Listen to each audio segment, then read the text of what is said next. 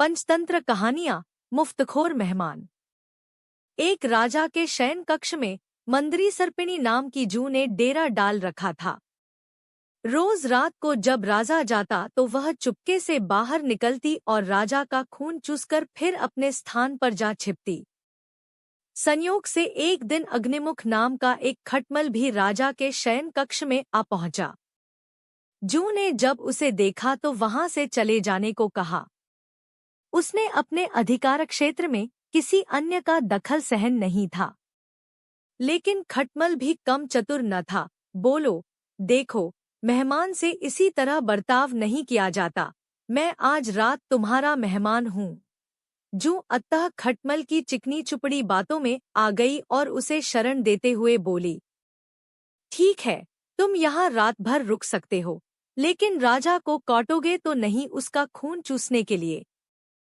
खटमल बोला, लेकिन मैं तुम्हारा मेहमान है, मुझे कुछ तो दोगी खाने के लिए। और राजा के खून से बढ़िया भोजन और क्या हो सकता है। ठीक है, जू बोली, तुम चुपचाप राजा का खून चूस लेना, उसे पीड़ा का आभास नहीं होना चाहिए। जैसा तुम कहोगी, बिल्कुल वैसा ही होगा, कहकर खटमल शयन कक्ष में राजा के आने की प्रतीक्षा करने लगा। रात ढलने पर राजा वहां आया और बिस्तर पर पड़कर सो गया।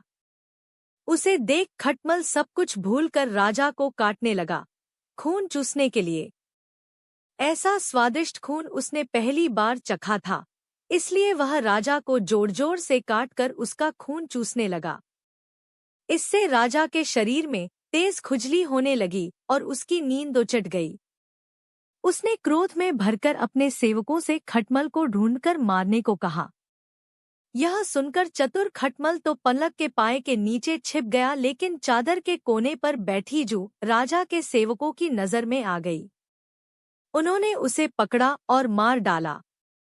शिक्षा: अजनबियों पर कभी विश्वास न करो।